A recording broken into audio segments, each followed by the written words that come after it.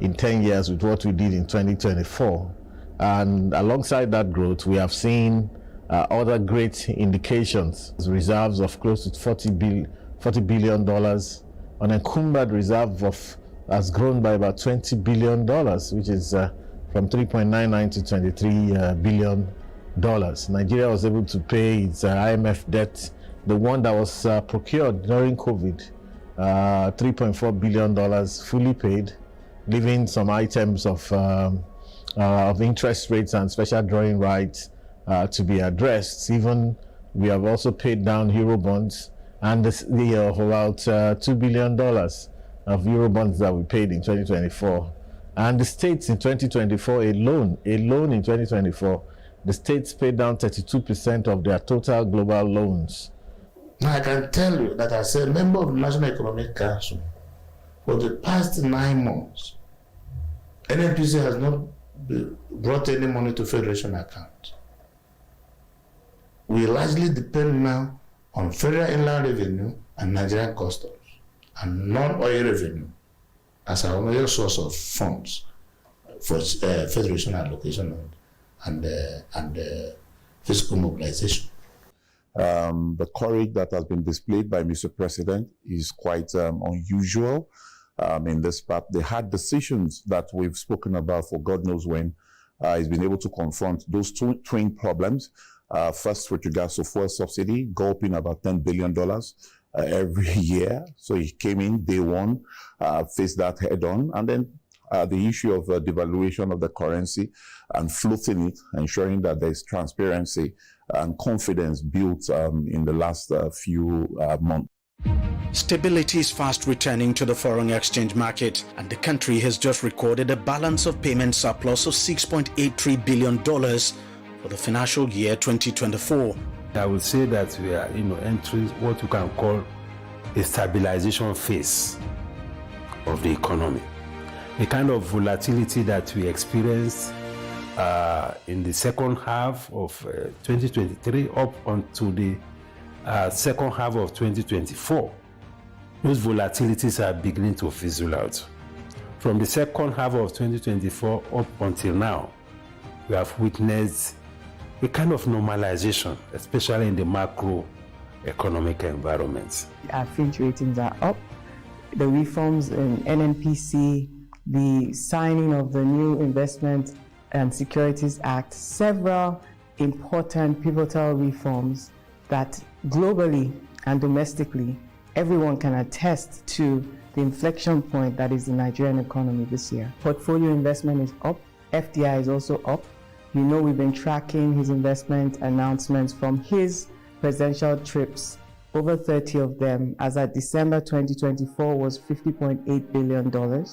Our job is to make sure that those announcements translate into bankable investments that we see through. And so those discussions and dialogues have continued to be ongoing. The revenue of government has gone up 60% in 2024 compared to previous year. And that's the federal level. At the state level, the revenues to the states has doubled. So these are signs of the improvements in the government revenues as a result of the bold and courageous changes that were made that you have mentioned. The measures we have taken so far in terms of orthodox monetary policies, we can see have begun to yield fruit. They have begun to yield fruit. We can see that accretion to reserves have been consistent, and at one point in time, may I remind everybody that we achieved the highest level of reserves in the past 3 years at one point in time. We've also continued to see inflation gradually beginning to decelerate. We can see that there's greater confidence in our markets. What has happened under the solid mineral sector in the past 2 years is unprecedented as a result of the deep-rooted reforms of the Tinubu administration. Virtually all the metrics in the sector have changed. Investments are pouring in. At the last count, the government has attracted over $800 million in new investments to the sector. Among the new investments is a $600 million lithium plant in Kaduna State and another $200 million refinery near Abuja and 2 additional processing plants in Nasarawa State. We have a policy of local value addition, which is also part of our 7-point agenda. And the idea is that for so long as we could remember, even before we were born, our minerals have been adjudged raw materials and they've been extracted and exported to service the industries of developed societies. And so under the President Tinubu's renewed hope agenda, we say no more. Now, we do not approve licenses from applicants who do not show us concrete plans of local value addition, which means you must process locally. Revenue to the sector has also quadrupled in just the last 1 year. In 2024, the sector generated over 35 billion naira, up from 6 billion in 2023. And this is despite receiving only 18% of its 29 billion naira budget. We created the mining marshals, which has become very popular and very, very effective in Nigeria. Now, in the last 1 year, because the mining marshal celebrated 1 year of its establishment a few weeks ago, and I read out these very positive and remarkable statistics. They've arrested over 300 illegal miners in 1 year of its operation. Over almost 150 are undergoing prosecution across the states in the country. And we've secured over 9 convictions, including foreigners involved in this nefarious activity. And this has really helped us to send a strong message and signal to the operators in this sector that it's no longer business as usual. Some of the tough but necessary economic reforms of the government have not come without some difficulties for Nigerians. But the government has responded positively to ameliorate the situation. It's increased the minimum wage to 70,000 naira. It's also established the Consumer Credit Corporation with a provision of over 200 billion naira to make consumer credit more accessible. Hitherto, Nigerians, especially the working class, find it extremely difficult to get money to buy cars, to build houses, to buy even household appliances. The President Bola Ahmed Tinubu thought that there shouldn't be any reason why an average worker in Nigeria should worry himself because he wants to get some essentials of life. And so Credit Corp was established, and it's gladdening to note that it has done so well. So many Nigerians have been able to access that. Another strategy to ease some of the fallouts of the economic reforms is a presidential CNG initiative launched by President Tinubu in October 2023 to facilitate the adoption of natural gas, a cheaper alternative fuel following the removal of petrol subsidy. Since its official rollout in May 2024, thousands of Nigerians and even government agencies have embraced the program, making the switch to CNG. We've attracted $491 million of investment to auto CNG, which has created 9,000 direct jobs and 75,000 indirect ones. To this end, the Nigerian conversion capacity of vehicles from pure petrol and diesel to turn them to biofuel vehicles was also raised by almost 3,000%, with more than 200 new conversion centers established in this past year. In addition to the CNG program, the government has rolled out and supported several other initiatives to cushion the impact of its reforms. There is the Presidential Conditional Grant Scheme, which provides cash grants to micro and small businesses. So far, over 700,000 nano businesses have received 50,000 naira each, while micro and small businesses have received $1 million naira each from the scheme. The citizens have made a lot of sacrifice in the reform process. So there should be a way to ensure that the benefits of the reform trickle down better to the ordinary citizens. In other words, we need to democratize the benefits of the reform, because the citizens are still worried about the cost of living, especially the cost of basic things like food, the cost of transportation, the cost of health care, the cost of education. Those things are still big issues. So going forward, we want to see more impact, more efforts, deliberate efforts to ensure that the cost of living is reduced, so that we can make the whole reform process a lot more inclusive. Determined to ensure every Nigerian who desires tertiary education is not in any way hindered by funds, the government launched one of the most consequential education initiatives in the history of the country. The Nigeria Education Loan Fund, NELFund for short, provides interest-free loans to students in tertiary institutions who desire the loan to enable them pay their fees and for upkeep. Beneficiaries of the interest-free loan are only expected to start paying back 2 years after the secured jobs upon graduation. The government has made available over 200 billion naira for the takeoff of the initiative. This scheme was designed and introduced by the President of the Federal Republic of Nigeria, President Bola Ahmed Tinubu, GCFR, whose vision it is to ensure that everybody has access to education at tertiary level, and those who are coming up to tertiary level have the hope that they can rise to the highest heights without having to worry about funds. So we've disbursed in institutional fees somewhere in the region of 30 billion naira. For the upkeep, we've disbursed 24 billion naira. So we have disbursed a total of 54 billion naira, and by our numbers, 293,000, so just short of 300,000 students have directly benefited, have directly received or should have received value from our disbursement. The initiative is helping many young Nigerians achieve their dream of getting tertiary education, as funding is now no longer a barrier.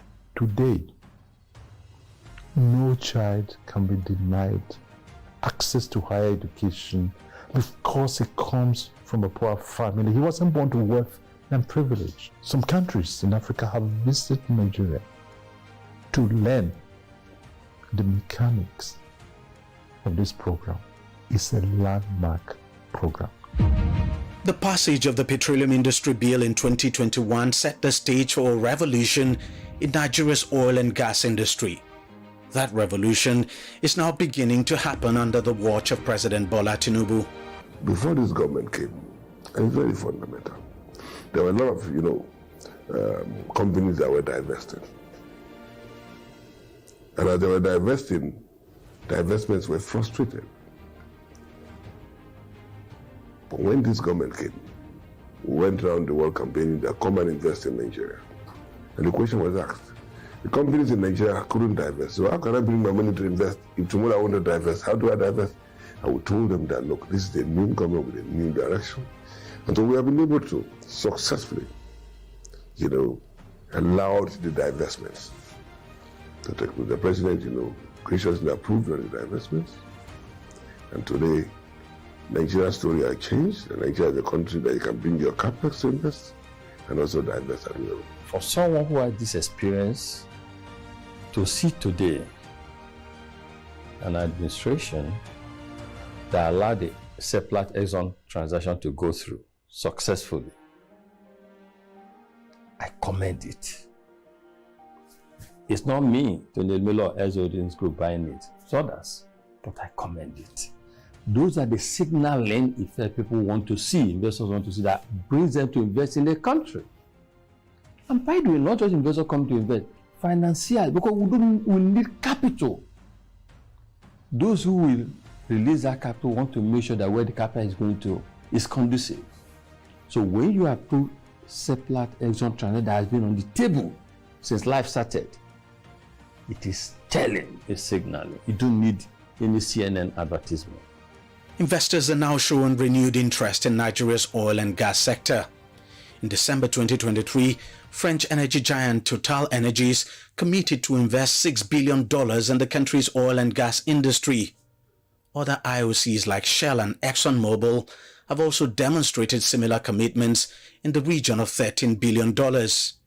There are investments that have run into tens of billions of dollars. There is also another investment that is coming that is about $20 billion, but it's good for it to come, and it is announced, where it is right. But we are very close. I believe that within a very short period, that announcement will be made.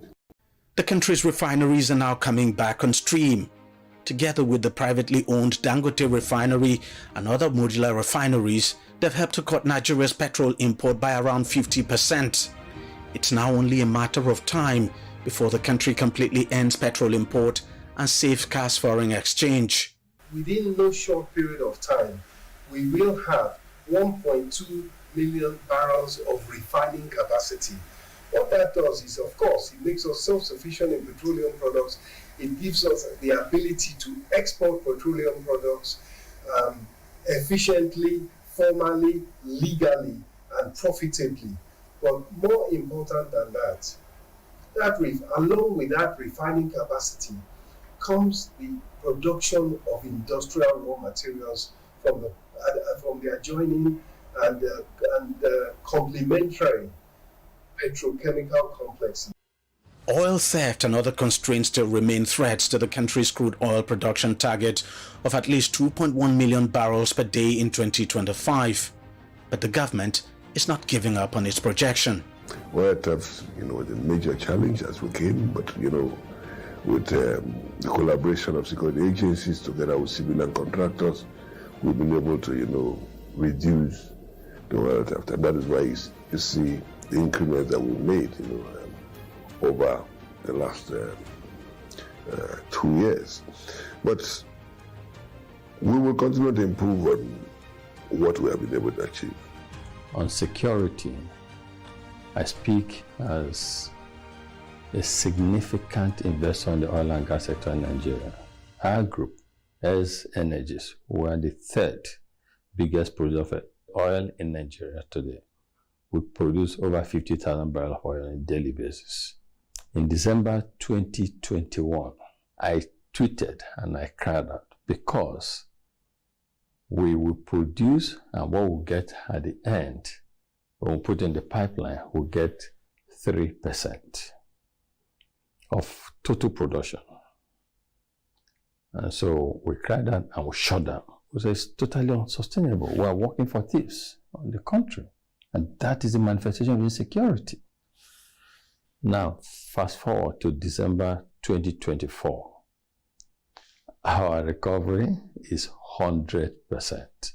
What you put in the pipeline, you get at the other end. That's totally impressive. At inception, the Bola Tinubu administration had inherited a total of 2,604 projects in the Ministry of Works from the previous administration, totaling 13 trillion naira. The figure would rise to 19 trillion naira following the removal of petrol subsidy and floating of the naira. So the president, in fact, and of course the Federal Executive Council, directed that we should do prioritization. So out of these 2,604, we selected about 404 projects, major projects, review them, and they are all ongoing. And then the new projects of Mr. President under this administration is about 65. And of course, this 65, excludes the 4 legacy projects of Mr. President. The 4 legacy projects are ambitious, gigantic, and transformative road projects. They're unprecedented in the history of the country and link the entire nation. And this is one of them. The 750-kilometer Lagos-Calabar Coastal Highway, which will run from Victoria Island in Lagos, southwest Nigeria, to Calabar in Cross River State in the south of the country. Work has since begun on the project, and its first phase, which is approximately 30 kilometers, will be commissioned in May. Incidentally, it has 2 spurs. The first spur is, it was supposed to be Sokoto, Badagry, Sokoto, as, envisaged by the Shagari administration, about 45 years back. But the president, changed it to Sokoto, Badagry, 1,068 kilometers. Intention is that the Sokoto, Badagry should start from Sokoto and Kebbi. And as we talk today, we have 258 kilometers by 1 carriageway going on at Kebbi section. And we have 120 kilometers, going on in, Sokoto section. We are about to procure the second carriageway of 258 in Kebbi and 250 and the 120 in Sokoto. But this is a spur, of the Lagos-Calabar Coastal Highway. So, but the Lagos-Calabar Coastal Highway, 750 kilometers of route, of course, it runs through, Lagos, to Ogun, to Ondo, to Edo Delta, Bayelsa, Port Harcourt, Akwa Ibom, and the ending at Cross River. And when it ends at Cross River, the axis of Cross River now starts from there to the third legacy project of Mr. President, which is the Trans-Sahara, route, which is 462 kilometers. And it connects from the, Calabar end, going through Calabar to Ebonyi, to Enugu, to Benue, to Kogi, to Nasarawa, and ends in Abuja. And then it connects the fourth legacy project of Mr. President, which is 482 kilometers, which, starts from, Akwanga. If you look at the just concluded project of, Kefi to Makurdi, which is being told now, then from that Akwanga section, it gets to Jos. And from Jos, it gets to Bauchi, it gets to Gombe. So the entire four legacy project of Mr. President, if you look at the loop, it's all connecting the six geopolitical zone. While work is ongoing with the legacy projects, inherited major projects are also receiving equal attention. Among them is a 700-kilometer Abuja-Kaduna-Kano highway. I think Nigeria never had it, this good. And I want to say, with all sense of responsibility, that before now, past government has been building roads. But today, President Bola Ahmed Tinubu is constructing roads. Because we are constructing roads that will last from 50 to 100 years. And the problem we've had in our road construction is been, poor design, poor construction, poor method of construction, and then lack of commitment on the side of all partners, getting things done. But it is no longer business as usual. Across the 6 geopolitical zones, road projects are currently going on, overseen by a minister who is not only a core professional, but also passionate about executing the president's ambitious works projects. There is no money anyway. The ones that we have, the president is judiciously using it very well. And I'm happy with his engagement in this legacy project, because foreign money is coming in at as low as 2.5%, So this legacy project has 30%, Naira funding, and then 70%, loan component. When a nation borrows to do infrastructure, that is the right borrowing. And I tell you something, these legacy projects are not just road projects, they're investment. By December, we would have finished section 1 of the Lagos-Calabar Coastal Highway.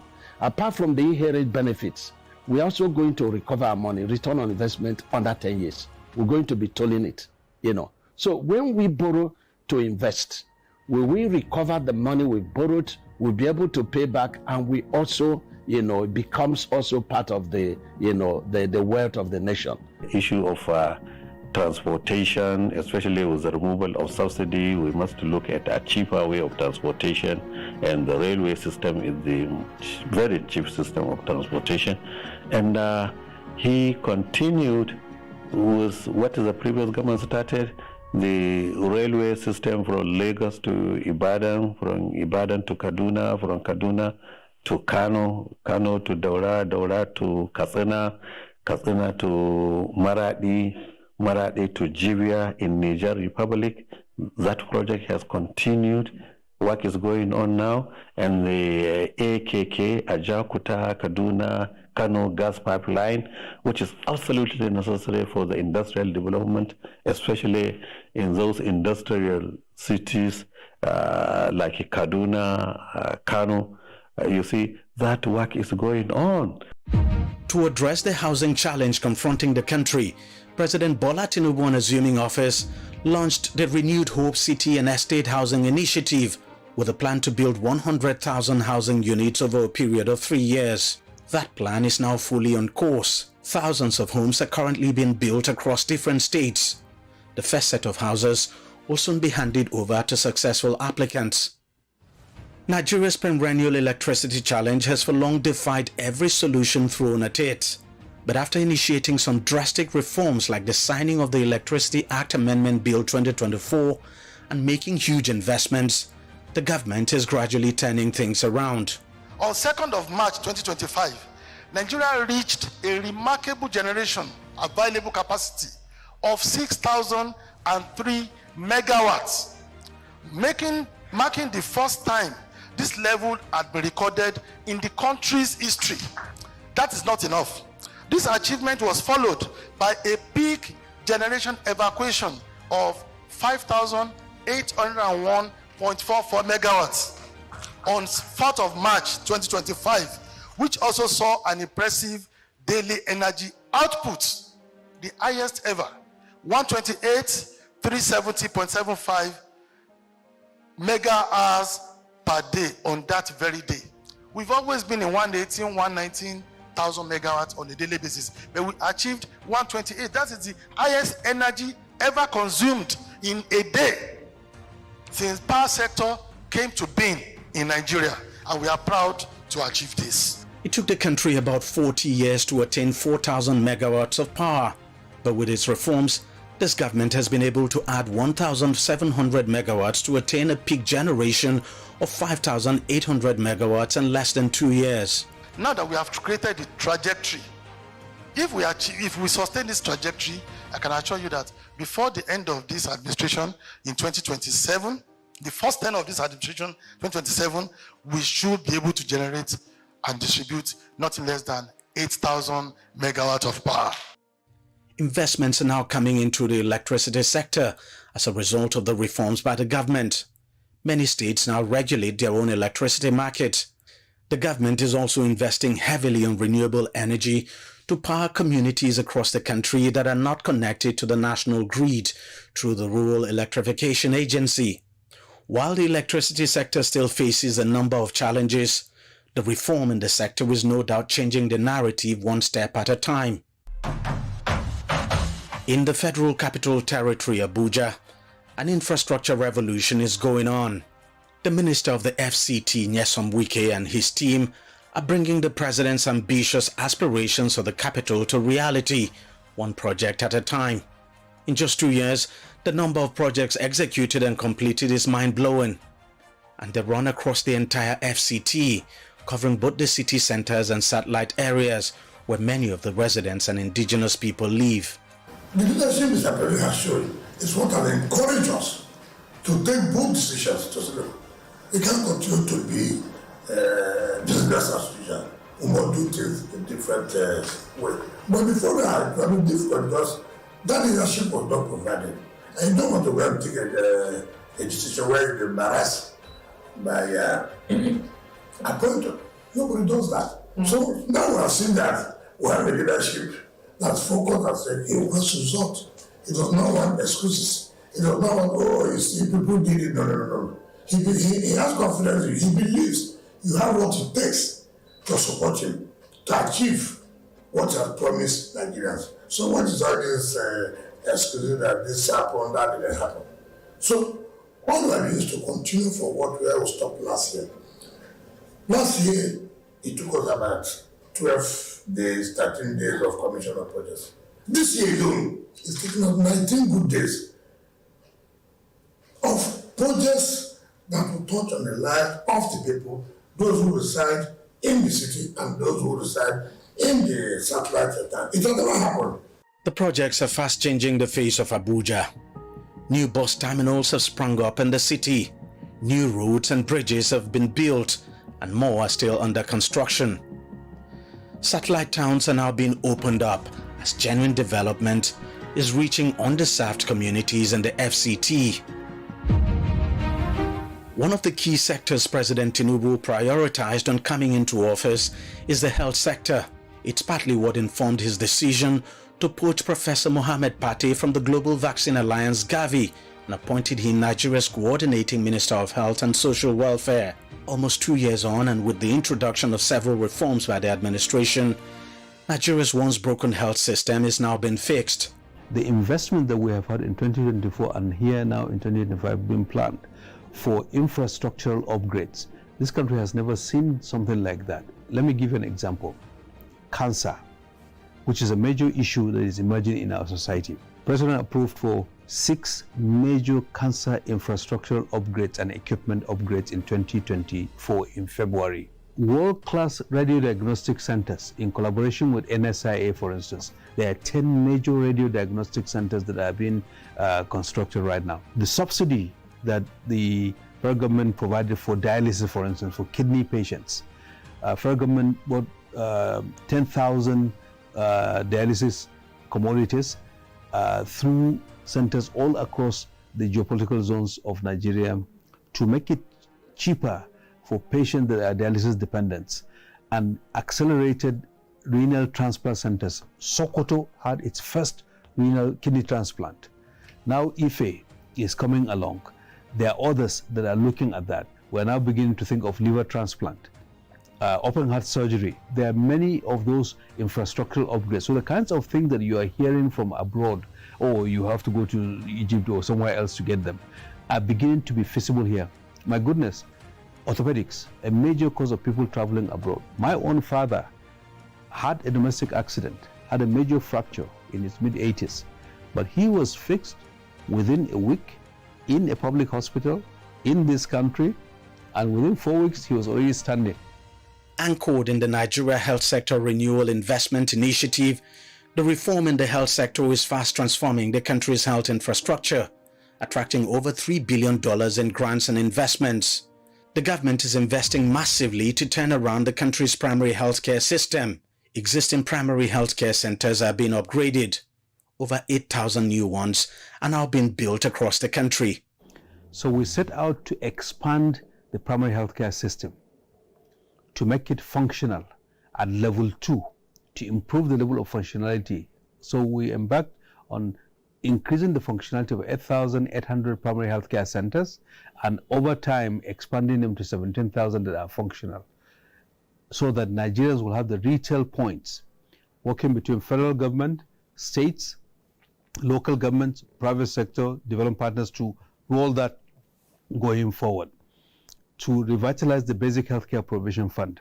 And in the last 2 years, we have had 6 out of the 11 ministerial oversight convenings of the basic healthcare provision fund that disburse resources to all the 36 states, to those thousands of primary healthcare centers that are called BHCPF facilities all across Nigeria, that receive on a quarterly basis disbursements for their fuel, for their running costs, for stipend for their health workers, for buying drugs and commodities for the patient that they see on the supply side.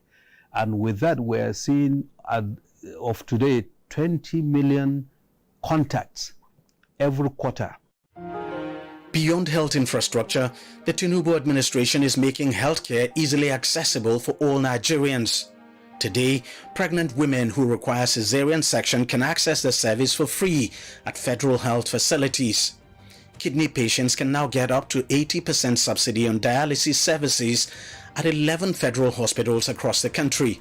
And to address the manpower shortage in the health sector, the government has so far recruited over 2,000 doctors and nurses, as well as engaged 774 national health fellows across local government areas in the country.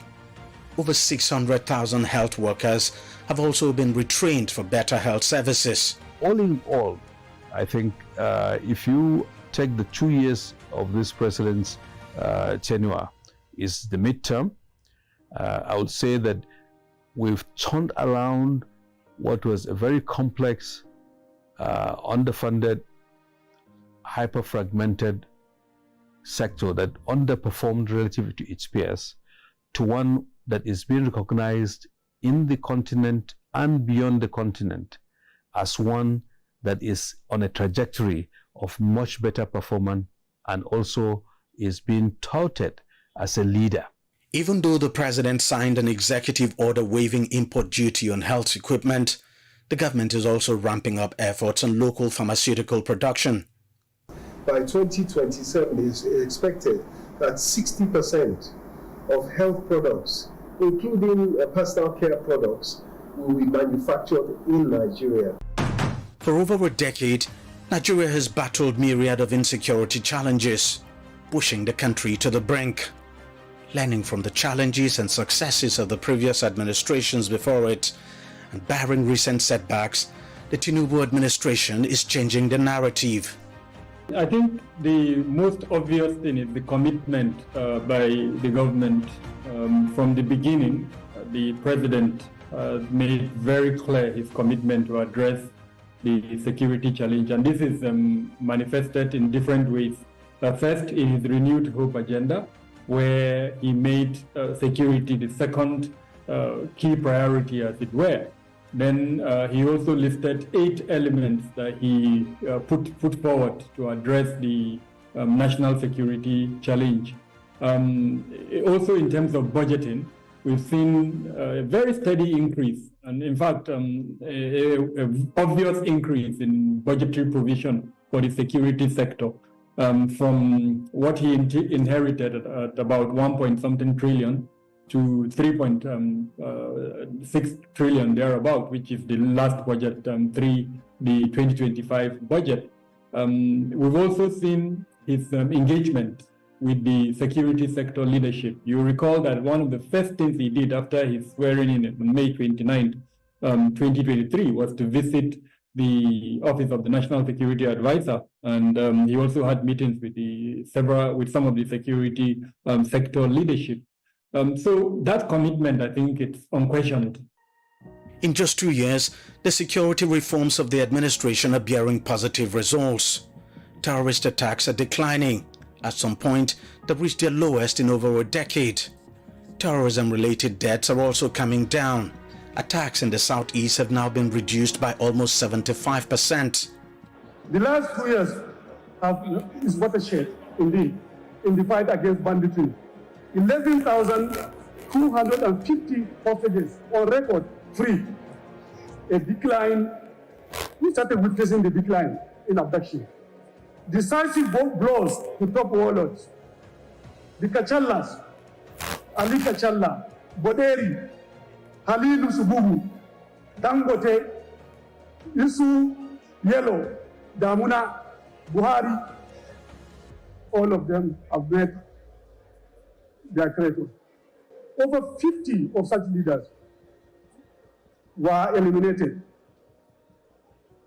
Over 70 of their deputies, commanders, and hundreds of foot soldiers neutralized.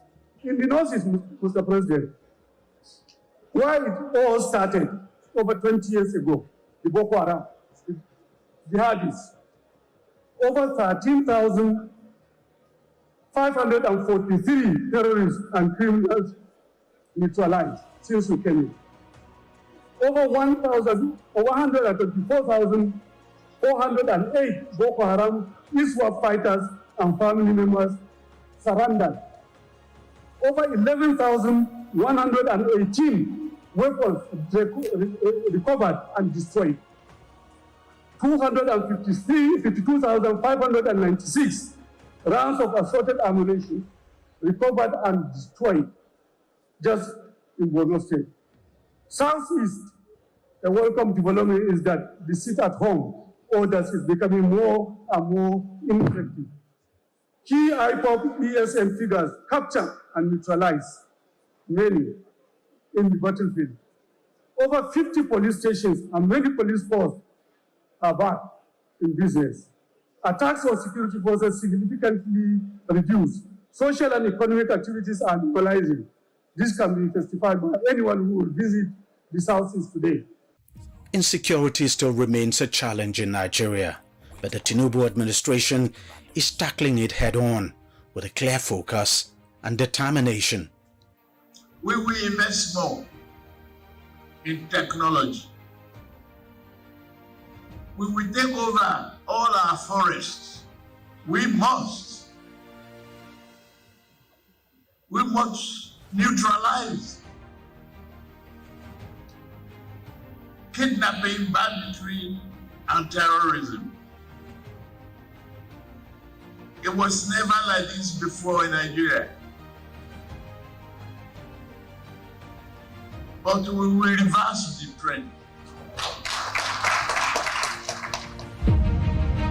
The aviation sector is not left out in the gradual transformation of the country as a result of the Tinubu administration's bold initiatives.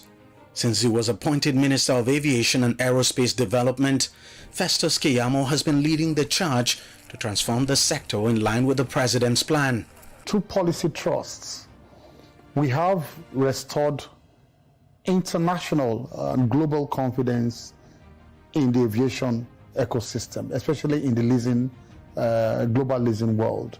We have brought back that confidence in the Nigerian ecosystem. And we have been able to do this, by instilling integrity in our system. And this was a fallout of our compliance, our strict compliance with the Cape Town Convention that we had been signatories to, but were very poor in adhering to the terms of that convention.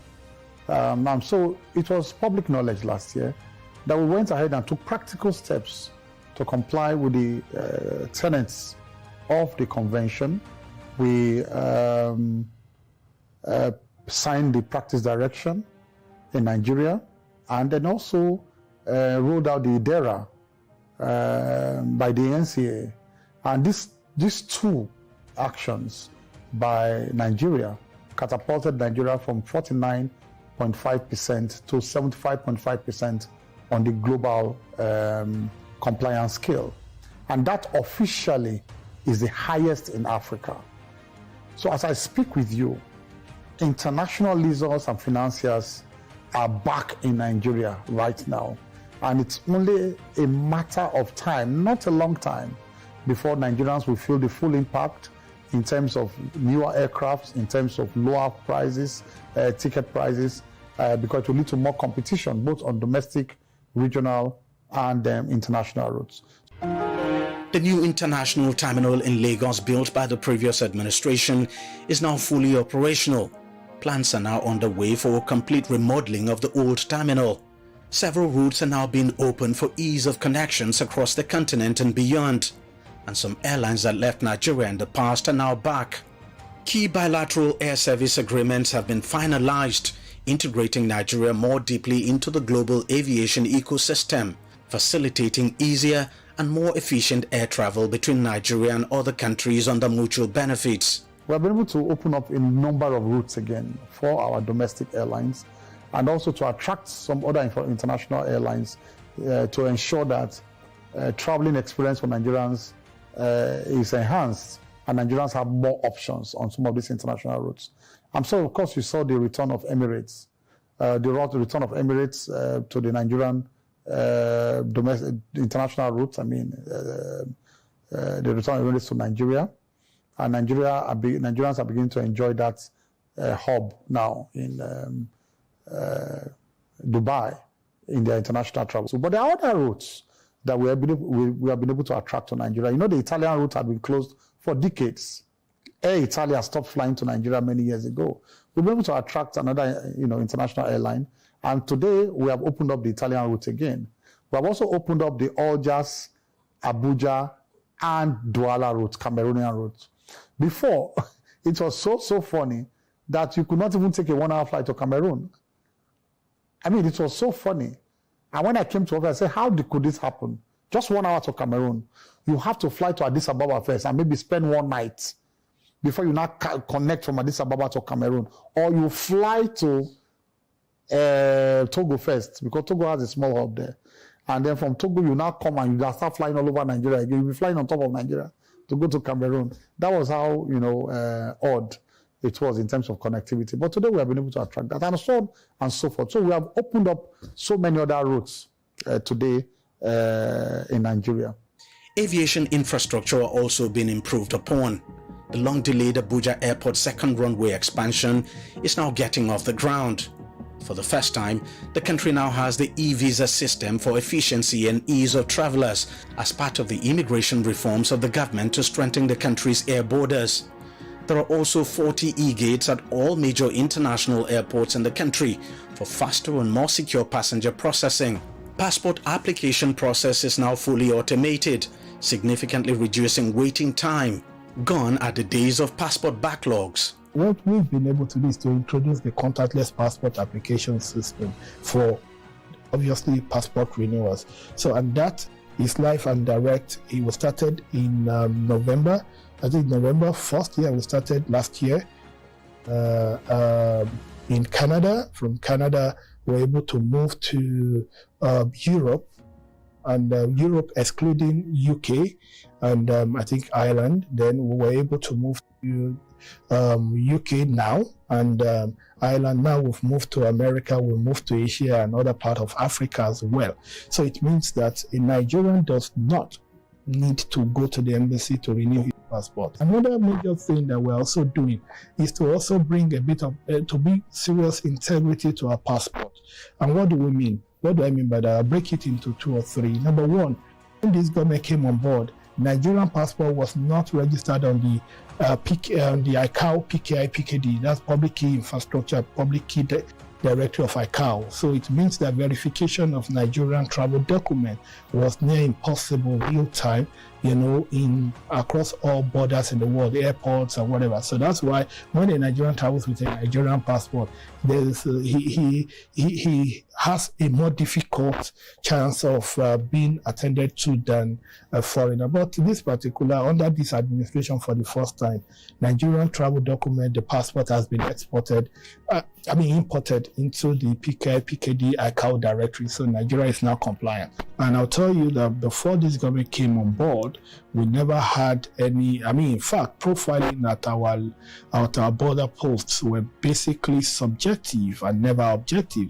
Profiling wasn't based on the principle of objectivity. And you know that any decision that you make on the premise of subjectivity is likely going to be laden with errors. But this government came and we introduced what we call the API solution, which is the Advanced Passenger Information System in terms of our air borders. So such a way now that before any passenger comes into Nigeria, we have the opportunity of pre-profiling such passengers, and we can easily identify persons of interest. Successes have also been recorded in the agriculture sector.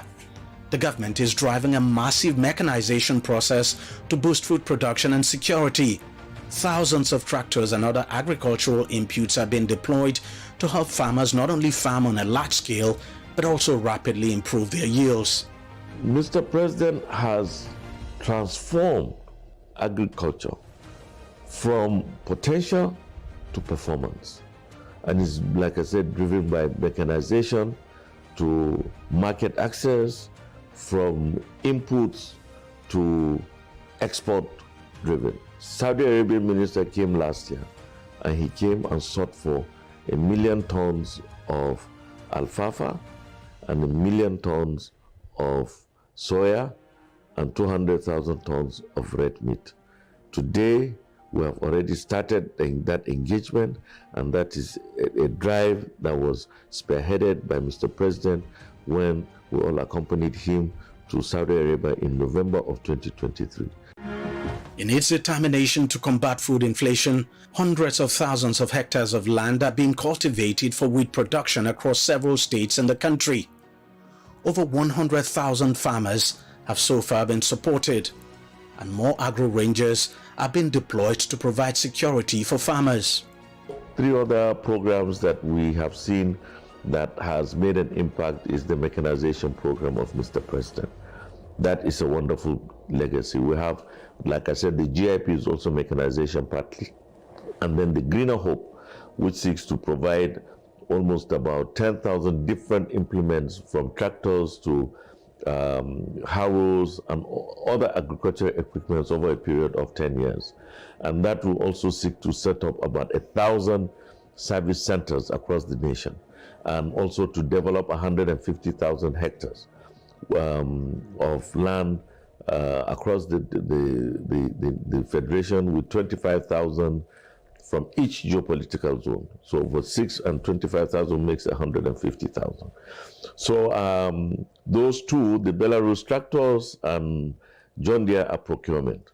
The GIP and the Greener Hope are collaborative efforts.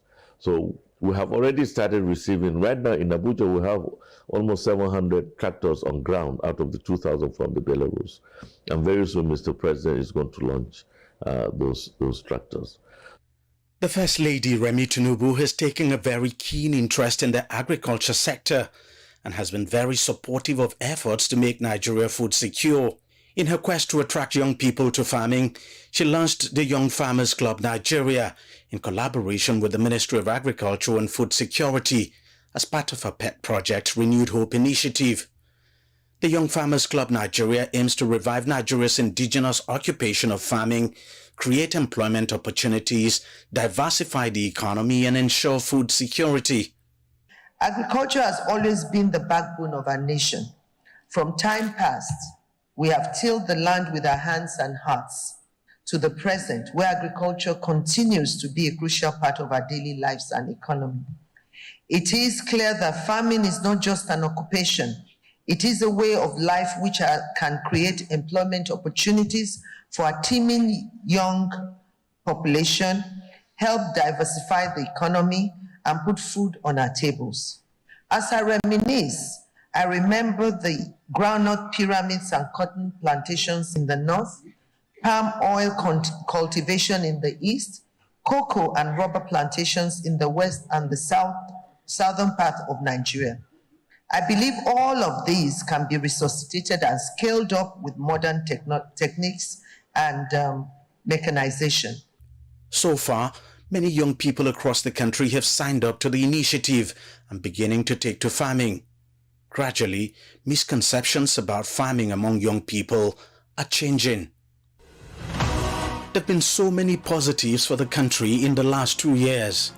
Indeed, some of the reforms have come with initial challenges, but they are now being overcome, and light is beginning to appear at the end of the tunnel. A lot has happened in the last few years that's commendable. I'll call it, these 2 years have been the years of reform. Going forward now, the idea is to ensure that these reforms, the benefit of these reforms, really reach the people. Let's do the hard work. And it will take time before the results become widely apparent. But we are seeing changes that are showing us that we are on the right track. We have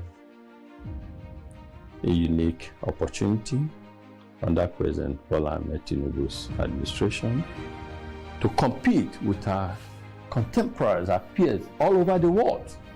You need home government support to compete, and we have it. Nigeria is certainly on the rise.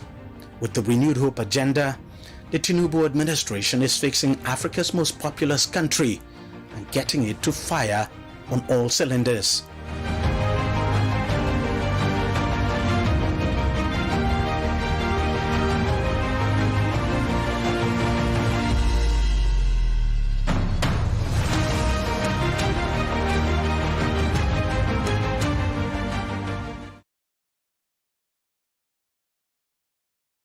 Democracy in Nigeria, the longest ever in our history. Asiwaju Bola Ahmed Tinubu, GCFR. In 2 years, the positive impact of your people-oriented policies are now becoming evident in the consistent growth of our economy, local government autonomy, passport reforms, unprecedented student loan, massive infrastructure development, and revolution of the transportation sector through the introduction of CNG vehicles. Akobi Omolodode, as we are channeling our path to prosperity, members of Road Transport Employers Association of Nigeria has absolute confidence in your leadership. 26 years of unbroken democracy. Congratulations, Nigeria. This message is powered by Alhaji Dr. Musa Mohammed, Metakubi 1, National President, Region. Uproad Super!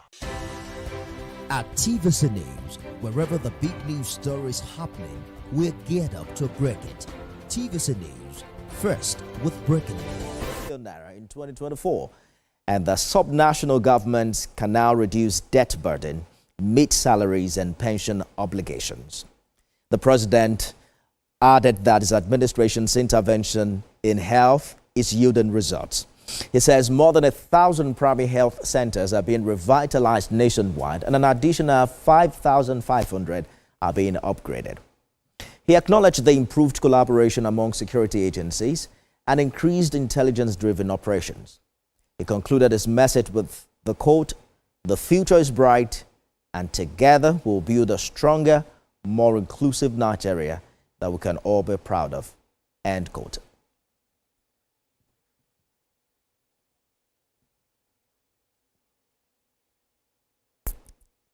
Speaker of the House of Representatives Abbas Tajuddin has congratulated President Bola Tinubu on his second anniversary in office. The Speaker says he's convinced that Nigeria is on track under the APC-led administration. He appealed to Nigerians to continue to support the President's administration as it implements bold reforms for short and long-term gains. For Deputy President of the Senate, Barau Jibrin, President Tinubu has laid the foundation for the restoration of the country's glorious days. He expressed optimism that the establishment of development commissions would accelerate the development across the country.